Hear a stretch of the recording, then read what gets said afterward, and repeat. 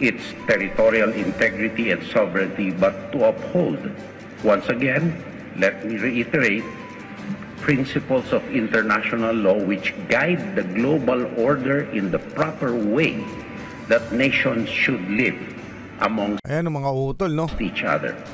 Mga apat na Secretary of Defense na yung magkakasama. Ito sa Japan, ito sa Pilipinas, Sergibo, ito sa Australia at si Lloyd Austin, ang United States Secretary of Defense. Sila na mismo yung nagbigay ng pahayag ukol sa ginagawa o sa issue ng West Philippine Sea at ng China. Yan mga pambubuli nila. So may ginagawa ang ating gobyerno, wag nyo pong isipin na wala. Ngayon lang, kaya lang sumasama ang loob natin kasi tayong mga Pinoy, hindi tayo maagante kasi binubuli tayo, di ba? Tayo minamaliit. Talagang ganun yung pinalalabas. Ngunit hindi po tayo nga daw magbababa sa level na ginagawa ng China. Okay? So hanggang doon lang naman daw ang kaya nila. Kumbaga, ang atin tiisin yung mga pambubuli na yon dahil hindi pa ngayon maikukonsidera na violenteng pag-atake. Pero kawawa rin naman. Imagine nyo na lang. Tayo nga nakakapanood ng ginagawa nila na bad trip. Imagine yung mismong mga troops natin, yung mga tropa natin, yung mga Philippine Coast Guard, yung Philippine Navy, yung BIFAR, yung mga tao mismo na yon. Imagine mo yung mga mangingisda natin na hindi makapangisda sa ating mismong teritoryo dahil sa ginagawa na yan ng mga lecheng Chekwa na yan na nag-aagaw ng ating teritoryo. Di ba? Mga karunungan, kaalaman, teorya, kasaysayan, hiwaga at mga bagong tuklas. Alamin natin. Eto na mga utol, matapos ang ginawang pambobomba ng tubig o water cannoning na ginawa ng China sa Philippine vessels, umalma ang ating mga kaalyadong bansa at nag-warning na ito ukol sa ginawa ng China. So eto ang ating pag-uusapan ngayon mula kay Melvs Castle. Pakisubscribe siya. Pakilike na rin yung video mga utol. China iyak, pinagbantaan na. Malaking gera ito, 4 na defense secretary nag-warning sa China dahil nga hindi na mapigilan itong China. Okay? Kaya na mga utol. Matapos ang panibagong water cannon attack ng China, 4 na bansa ang nagbabala laban dito. Hanggat maaari ayaw namin ng gera dahil madaming inosenteng taong madadamay. Pero kung gusto ng China ng digmaan, hindi kami magdadalawang isip na ibigay ito. Walang katakot-takot yan na inanunsyo ni US Defense Secretary Lloyd Austin III. Kung dati hindi pa minimension ang China, ngayon direktang pinagbantaan ang Beijing sa pahayag. We've gathered here because we share a vision for peace, stability, and deterrence in the Indo-Pacific. Our treaty with the Philippines. Grabe, no, mga utol, no? Talagang yung provocation na ginagawa nitong China, malala na mga utol. Kumbaga, ang diskarte nila yung ginagalit nila yung gobyerno ng Pilipinas o ang Pilipinas kasama ng mga kaalyado nito para mag-retaliate. Para tayo yung unang umatake, parang magkaroon sila ng dahilan at nasabi nila na sila yung nasa tama, na sila yung inatake.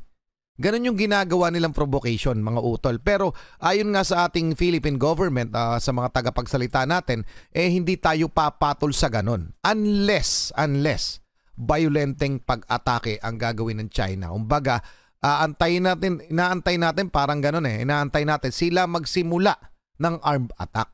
Pero hindi po tayo atake. Sabi nga ng ilang senador natin, hindi po sila sang-ayon sa mungkahi ng iba na gumanti tayo ng pag-water cannon. So yun po yung gagawin ng ating Philippine government, ang ating mga tropa, talagang maximum tolerance pa rin. So pababayaan pa din yung pambubuling ginagawa ng China. Pero sa totoo lamang, etong mga kaalyado nating bansa, talagang nagagalit na o kinukundi na yung ginagawa nito ng China sa Pilipinas. Tuloy na muna natin ha. We've been very clear to everyone, to include Beijing, that the kind of behavior that we've seen, that's irresponsible behavior and it disregards international law. Sa nagsasabing hindi kumikilos si Defense Secretary Gibo Chodoro, nagkakamali kayo. Pero ayun na mismo mga utol, pahayag na yun ng US Defense Secretary Pahayag direkta na sa Beijing. Kumbaga in-address na nila ni Beijing na hindi na tolerable yung ginagawa ninyo. Okay? Tuloy na muna natin. Ganado na ang lahat. Armed attack na lang ang inaantay ng totoo. Pilipinas at isang malaking gera ang mangyayari sa South China Sea. Totoo yan. Baka isang araw na lang magulat tayo. 4 na bansa na ang nagdeklara ng digmaan laban sa China. Hindi ba kayo nagtataka? Puro water cannon lang.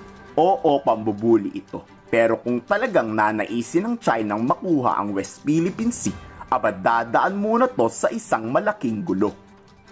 Pero totoo lang mga utol, yun naman talaga yung plano nila no? Hindi sila atake, takot din naman sila Kita mo natataranta sila sa mga ginagawa natang exercises, yung mga multilateral exercises na kasama natin yung mga kaalyadong bansa. Sa totoo lang, takot gumera ang China, unang-una nilang iniisip yung ekonomiya nila. Mauuna silang babagsak ang mga utol, napakaiksi ng kanilang PC para yung laban kasi ng digmaan o gera, kahit kaya nga yung Taiwan hindi pa rin nila malusob, dahil yung sustainability. Paano nila isusustain yung siege, kumbaga, kung sakali nilang lulusubin ang isang bansa? Lalong-lalo na partikular itong Pilipinas na alam nilang ang makakalaban nilang number 1 ay United States of America. 'Di ba? So, ang ginagawa nila, nagpo-provoke na lang sila, nagpo-provoke. Kumbaga, pero ang tanong, hanggang kailan nila yan gagawin? Aabot pa ba yan sa isang violenting digmaan? Yun ang tanong yung tanong ng karamihan ng mga Pinoy, di ba? Alam ko, tanong nyo rin yun. Ako yung tanong ko yan Pero ayoko umabot tayo sa digmaan. Mga utol, ang pinakamagandang gagawin ng China mag-back down. Pero sa palagay nyo ba magba-back down yan, yung itsura na yan, di ba? Pero sana, yun. Sana yun ang maging desisyon nila. Okay, tuloy na muna natin. Its role as at the forefront of severe challenges to its territorial rights, challenging the accepted norms of international law are accepted by like-minded nations. We welcome their partnership and in cooperation, Japan, not Australia, only to protect solely its territorial integrity and sovereignty, but to uphold, once again, let me reiterate, principles of international law which guide the global order in the proper way that nations should live among mga utol, no? each other. Mga 4 na Secretary of Defense na yung magkakasama. Ito sa Japan, ito sa Pilipinas, Sergibo, ito sa Australia, at si Lloyd Austin, ang United States Secretary of Defense. Sila na mismo yung nagbigay ng pahayag ukol sa ginagawa o sa issue ng West Philippine Sea at ng China. Yung mga pambubuli nila. So, may ginagawa ang ating gobyerno. Huwag nyo pong isipin na wala. Ngayon lang, kaya lang sumasama ang loob natin kasi tayong mga Pinoy, hindi tayo maagante kasi binubuli tayo, di ba? Tayo minamaliit. Talagang ganun yung pinalalabas. Ngunit hindi po tayo nga daw magbababa sa level na ginagawa ng China. Okay? So hanggang doon lang naman daw ang kaya nila. Kumbaga, ang atin tiisin yung mga pambubuli na yon dahil hindi pa nga yun maikukonsidera na violenteng pag-atake. Pero kawawa rin naman. Imagine nyo na lang. Tayo nga nakakapanood ng ginagawa nila na bad trip. Imagine yung mismong mga troops natin, yung mga tropa natin, yung mga Philippine Coast Guard, yung Philippine Navy, yung BIFAR, yung mga tao mismo na yon. Imagine mo yung mga mangingisda natin na hindi makapangisda sa ating mismong teritoryo dahil sa ginagawa na yan ng mga lecheng Chekwa na yan na nag-aagaw ng ating teritoryo. Di ba? So pakinggan muna natin rin yung isang pahayag ng US tungkol sa nasabing issue kasi tinanong siya dito. Pakinggan muna natin mula to kay Ariel TV. The Philippines today said a Coast Guard ship and a fisheries vessel were damaged by water cannons used by Chinese Coast Guard ships. This comes right after Blinken's trip to China. Do you have any comment on this? Nagtrip pa pala si the Blinken repeated sa China. harassment of Philippine vessels near Scarborough Reef is detrimental to regional peace and stability. And our belief is that the Chinese Coast Guard installation of these barriers also endangers Philippine fisher folks' livelihood and Tama. prevents them from exercising their legal rights Rights. to fish in those waters. These are rights that were set out in 2016 in a final and legally binding judgment in the Philippines-China arbitration brought to the 1982 Law of the Sea Convention. And consistently, and this is something that the Secretary made clear on his travels as well, is that we urge the PRC to respect the navigational rights and freedoms guaranteed to all states under international law. Sinabi din ng Mga utol mismong pahayag na ng United States at ito palang pahayag nila ng 4 na bansang ito, 4 na Secretary of Defense, talagang magdadalawang isip na yan China na gawin yung mga plano nila. Pero yun nga, hindi sila nagbaback down. Talagang nandun pa rin sila sa mga teritoryo natin. Napilit pa lang nilang iginigiit na kanila iyon.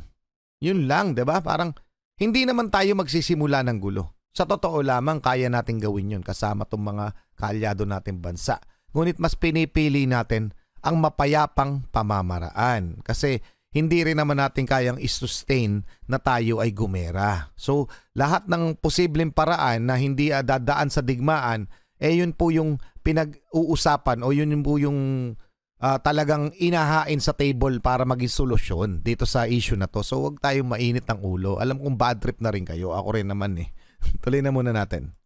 On a more concrete note, this latest iteration will give birth to further cooperation and coordination and interoperability between 4 of our countries, which the 4 of us have committed to work closer together in order to have more synergies and partnerships, Tama. in order to make this alliance that we have stronger and more sustainable in the long run. Ano ba ang mangyayari pag nakuha ng China ang buong South China Naku Sea, po. West Philippine Sea? Simple lang, China na ang masusunod sa lahat at hindi pabor dyan ang Australia at Japan. Dahil pag nasakop ng China ang buong South China Sea, West Philippine Sea, dito obligado ang halos buong mundong sumunod sa bawat utos ni Xi Jinping. Kayo, gusto nyo ba yon? Anyway mga utol, yun talaga mangyayari. No? Kapag nasakop ng China ang buong South China Sea, kasi ruta nga yan, ang 35% ng trade route ng buong mundo, talagang lalakas talaga yung bansa nila at magna number 1 sila. Makokontrol ba naman nila yung komersyo, yung market, yung merkado? Okay, 35% nun, napakalaki nun para makontrol ng isang bansa. Yun lamang yun, yung simple na yun. Bukod pa doon sa mga natural gas and oil deposits na makukuha nila, talagang magiging superpower yung kanilang bansa at hindi yun mapapayagan ng United States of America. At imagine mo, ngayon pa nga lang ganyan na ang diskarte ng China. What more kung sila yung magiging pinakamakapangyarihang bansa sa buong mundo? Ano susunod nilang gagawin? So papayag ba tayo? Ako hindi. So mga utol, kaya itong mga 4 na itong mga kaalyado natin bansa ay hindi rin makakapayag. Pero dito pa lang, talagang napipigilan na ang kanilang mga plano. At syempre hindi naman mga tangay ang mga yan. Alam nila ang plano ng China. So may mga bagay rin na hindi nila dinidiscuss sa publiko na alam nila. Pero syempre palagi nilang ikinukonsidera bago ang gera, bago ang lahat, ekonomiya ng buong mundo. Okay mga utol, pa-comment ang opinion ninyo tungkol dito. Maraming salamat Melvs Castle, maraming salamat Ariel TV, maraming salamat sa inyo. Muli ako sa Target Achilles, in behalf of the Real South Pride Production. Okay, nagpapasalamat sa wala sawa niyong pagsuporta. Kayo mag-iingat, keep safe, God bless at saludo po ako sa inyo lahat. Maraming salamat po.